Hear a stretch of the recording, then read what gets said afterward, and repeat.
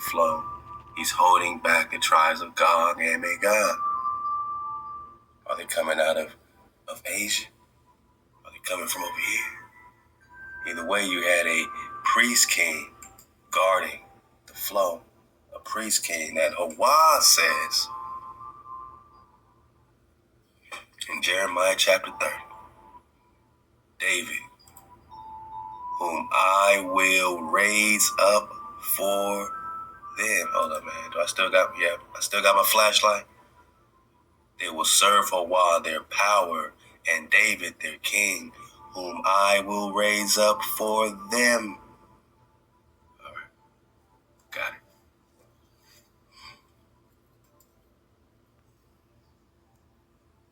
Prester John controls and holds back the hijack, Gog and Magog, and controls the seen and unseen worlds. Where's your Jesus fit in if there's already a David controlling the seen and unseen worlds?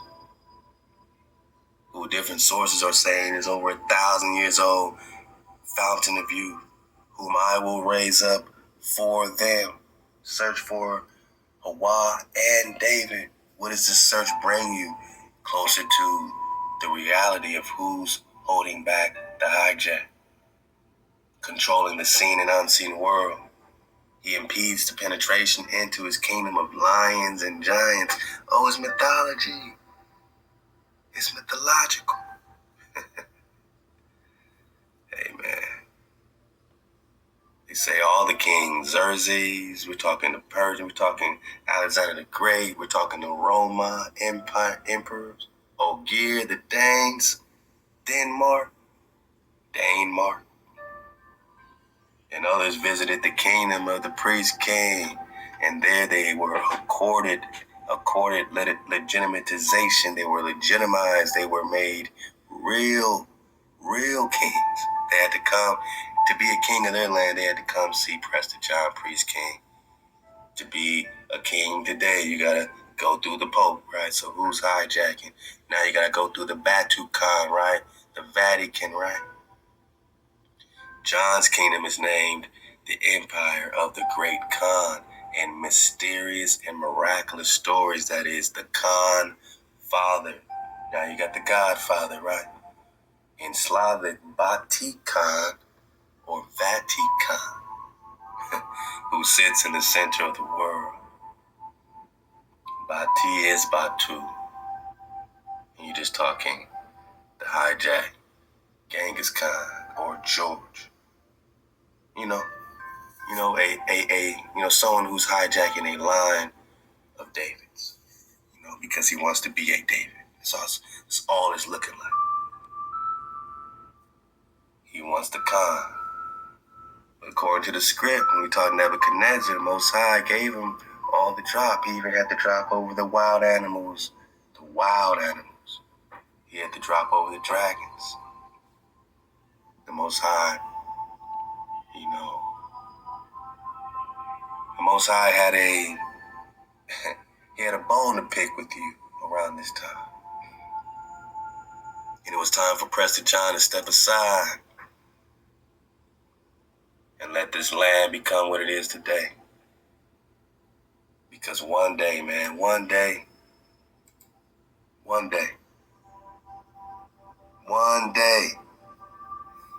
I will break his yoke from your neck and tear off your chains, and the strangers will never again enslave him.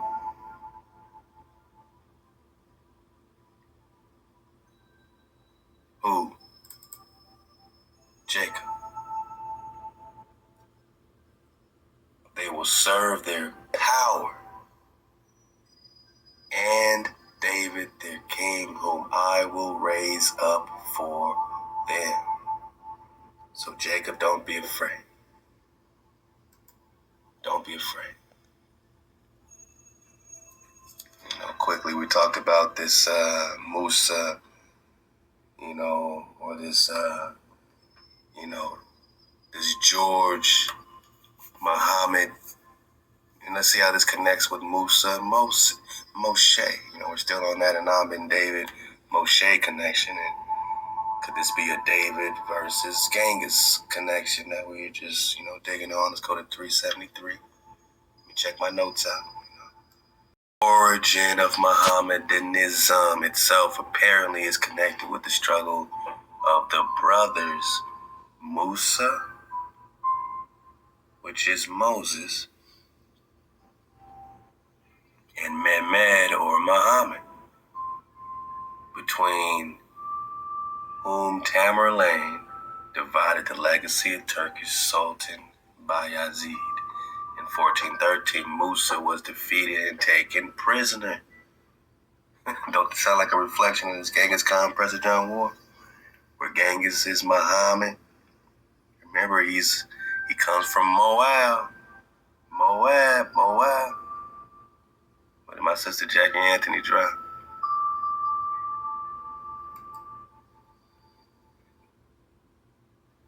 George. Right, we got George. We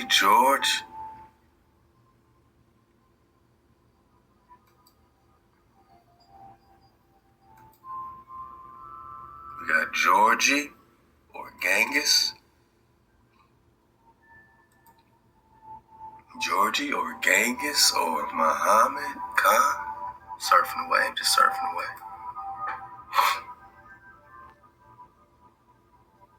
Muhammad Khan, Georgie, Genghis, Musa, Moses.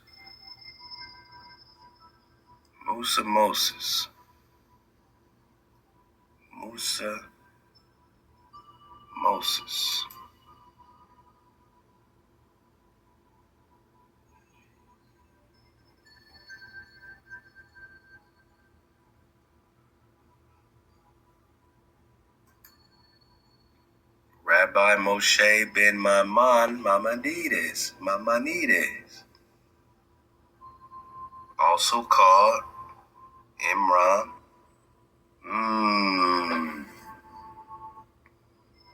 Imran,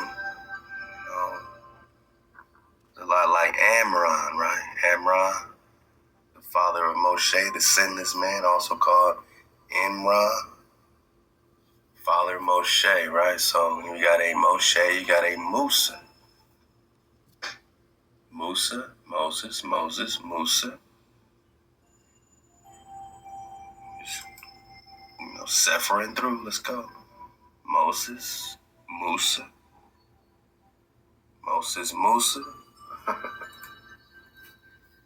Moshe ben Maimonides, who wrote the what? Who wrote the code? Remember the Sefer HaMitzvot? And who else wrote the code?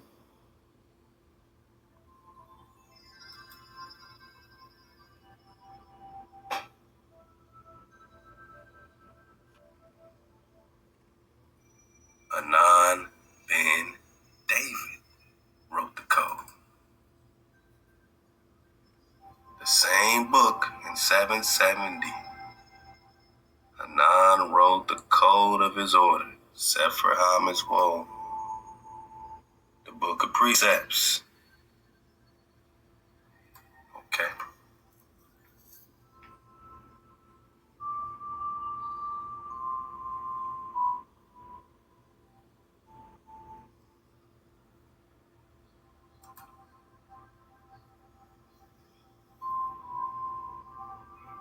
Let's hijack. Come on, man.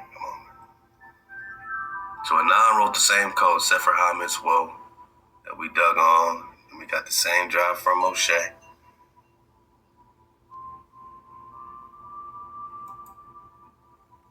Get all the drop. Sefer HaMitzvot, book of precepts, right? Hijack City. Alright. They're trying to distract us, but we focus, man. Let's go. 770. Anan ben David wrote the code of his orders, Sefer HaMitzvot, book of precepts. Same book right here, Sefer HaMitzvot, book of precepts, but it's not 770 no more. Oh no, boss. He was born in 1135. Ain't that around the same? Man, I mean, all this is happening at the same time. 12th century, right? And this is Moses Maimonides. And Moses is the one they're saying now. Maimonides is the one they're saying now. At the age of 33, wrote the Mishnah Torah. The book of precepts, Sefer HaMitzvot. Just like Anam ben David in 770 wrote the code, Sefer HaMitzvot, book of precepts. Moses, David, Musa, Mansa Musa.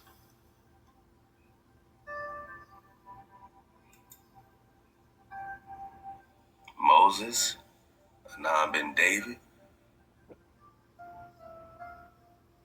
Musa. That's when I said once you connect the right layers. If this is a Anan ben David and Joshua is his nephew, could that make Joshua a son of David? According to that flow. And that's the flow you would need to go to overstand the reflection popping off in the New Testament and the excellent new tuning that's popping with this son of David. Because we know that, if you just look at it on the surface, Joshua, son of Nun, is not son of David, right? So before you say Joshua is Jesus, well, you got to make a case for both of them being the son of David. Because Jesus is an immaculate conception who's the son of nobody but the Creator. So how is he a son of David? And then Joshua is coming from Miriam, right? Who's his pops.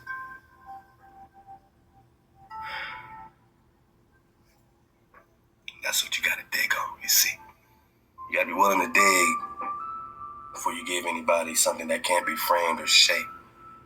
Other than that, it's a theory, not a law. This is our investigation for a reason. Because we can put our theories out there unabated, hijack free, just enjoy our investigation. And those on the sidelines can sit back and talk, all the Jabba Joneses. You know what I'm saying? We're just talking jam up Jabba Joneses. Can try to distract you from something that's really been a great flow, and then a flow that's brought plenty of, unsealing from the books.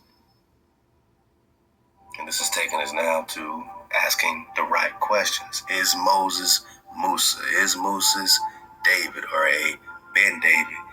And does this reflect a David on Genghis War? If Genghis is George and George is a Muhammad. Khan. We're just talking medieval history of the Israelites, man.